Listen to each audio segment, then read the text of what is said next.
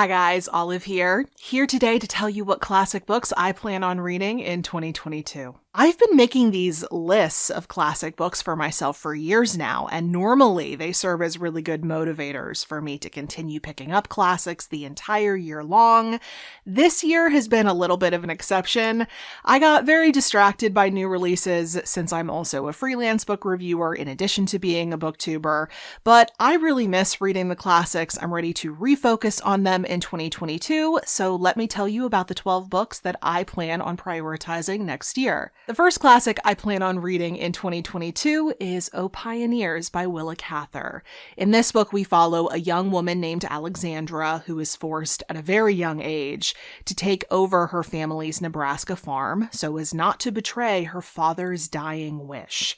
I've heard that this one is a little bit lacking in plot. It's much more focused on the setting, the land of Nebraska, which Willa Cather herself really loved. I've not read much from Willa Cather, so I'm very excited to be picking up this book next year. It is the first book in her Great Plains trilogy. Now, while O Pioneers is a short book, shouldn't take me very long to get through, the next book on my classics to be read list for 2022 is much longer. It's Don Quixote by Miguel de Cervantes. This is a book about a Spanish nobleman who, after reading lots of books about knights, decides he's going to become one himself and sets off with his squire Sancho Panza in tow on a quest to restore chivalry. This is one of those books that I've heard so much about over the years that I feel like I've read it, but I know for a fact that I haven't. Because, well, reading an over 1,000 page long book is typically something you remember. So I know I haven't tried to read this one yet.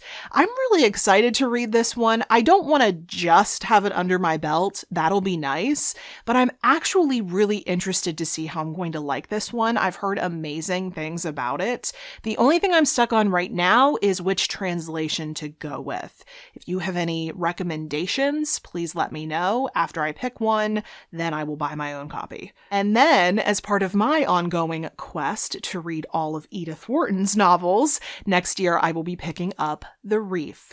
And I picked this one to be my next Edith Wharton novel because of a piece I saw in the New York Times earlier this year. They ran this article showing these old book reviews, all the times that their reviewers panned books that we now consider to be classics. Like, this book got a negative review in the New York Times in the early 20th century, and the title of that review was Edith Wharton Positively Tortures Her Characters in Her New Novel. And I had two thoughts when I read that title and then read the review. The first thought was, of course she does. She's Edith Wharton. And my second thought was, I have got to read that book. This book is apparently about a love rectangle and is considered to be at least partially autobiographical. I love Edith Wharton's writing. I was just going on about how much I love her and her books in a tag video I did recently, so I've definitely got Edith Wharton on the brain, and I'm realizing that it's been far too long since I've picked up one of her books, so I'm going to pick up this one as soon as possible. But one that I will probably reserve for the spooky season is The Strange Case of Dr. Jekyll and Mr. Hyde and Other Stories by Robert Louis Stevenson.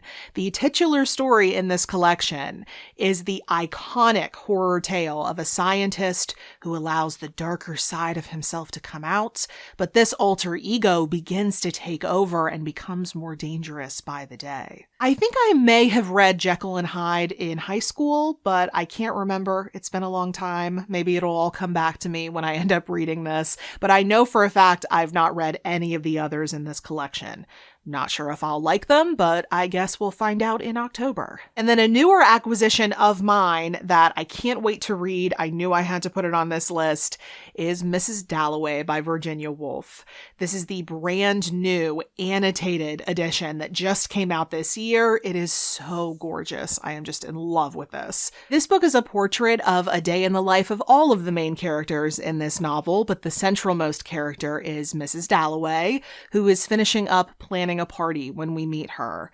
I have only ever read Virginia Woolf's nonfiction. I've been wanting to read some of her fiction, and when I heard it said that this is her best novel, I knew I needed to put it on the 2022 list. The next classic I would like to read next year is The Prince and the Pauper by Mark Twain.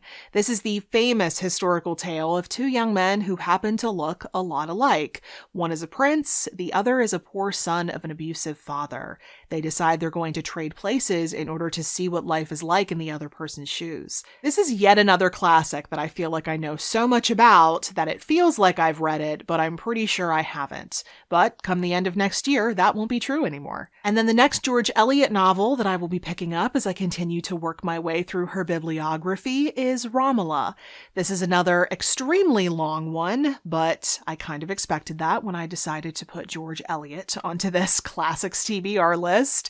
This book is set in Renaissance Florence, and we follow the daughter of a blind scholar who is married to a very destructive man. This book is probably George Eliot's least popular novel. I know it didn't sell as well as the rest of them, but it also seemed to be, by the way that George Eliot spoke about it, the one she felt the most confident about, which is a very interesting juxtaposition. I am all about the lesser-known works of famous authors. Mansfield Park is one of my all-time favorite classics, even if it's not the most popular Jane Austen novel, so I'm very curious to see how I feel about this one. Next up, I have a little bit of an unusual selection, for me anyway, because in 2022, I plan on picking up a classic work of science fiction, one of my least touched genres. I don't know much about science fiction, I don't read much of it, but I really want to read the classic dystopian tale, The Time Machine by H.G. Wells. I know that my Reader's Digest edition here has both War of the Worlds and The Time Machine. I am only going to be reading The Time Machine next year. I'm starting slow. This is a short novel that has a pretty grim answer to the question, what will Earth look like in 800,000 years? There is a scientist who uses a time machine to propel himself forward in time, to a time when the Earth is slowly dying and the human race has split off into two different races. Again, I'm not the biggest reader of science fiction, but this one is so iconic and it's short enough where I feel like it'll be pretty easy for me to just give it a try. A book I absolutely cannot believe I haven't read yet is actually the only nonfiction book on this list. It's I Know Why the Caged Bird Sings by Maya Angelou. This book is a memoir in which the author discusses her very tumultuous childhood growing up in the Jim Crow South. I'm actually really shocked. I was never required to read this book in high school or in college, but it's always been one of those books that I know I need to read, so I'm assigning it to myself. It's been a while since I've read any Charles Dickens, so in 2022, I am planning on reading David Copperfield's. It's another long one for this TBR list, and it's also another one that was the author's own favorite among their work. This is considered to be a loosely autobiographical novel in which we follow David Copperfield from his childhood all the way up through his adulthood. I have mixed feelings about Charles Dickens. I always find that I really like his stories, but I find that he goes on too much, which does make sense. I know he was paid by the word, but it doesn't mean that I love it about him. But I do want to read all of his books, so reading this big one will be another step in that direction. And then the last two books on this list are two books that I didn't get to in 2021, but that I would still very much like to read, so I am carrying them over to 2022's list. The first of those two is Shirley by Charlotte Bronte, another long one. There are two contrasting heroines in this novel. One is shy and demure, and she lives in the oppressive atmosphere of a rectory, and the other is a vivacious heiress whose wealth affords her a lot of freedom. I always end up enjoying Charlotte Bronte novels, and I'm sure I'll feel no differently about this one. And the last classic I want to finally read next year is Ovid's Metamorphoses. I have been trying to read this collection of linked Greek myths for actual years now, but every single time I try to pick it up, something gets in my way. I think it's this translation that keeps tripping me up. I probably need a new edition of this, so if you have any recommendations of good translations of this, please let me know what they are. I need the help. So those are all the classic books that I'm hoping to take on next year. All of them will be linked in the description box below for your clicking convenience. If you have thoughts on any of these books, if you have translation recommendations, please let me know. And also let me know what your favorite classic book is.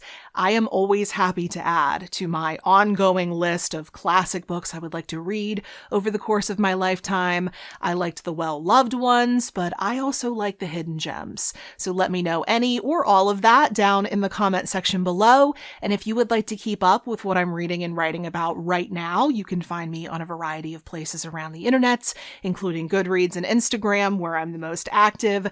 The links to everywhere you can find me will be at the bottom of the description box below. Thank you so much for watching. Hope you're having a wonderful day. I will see you in the next video. Bye.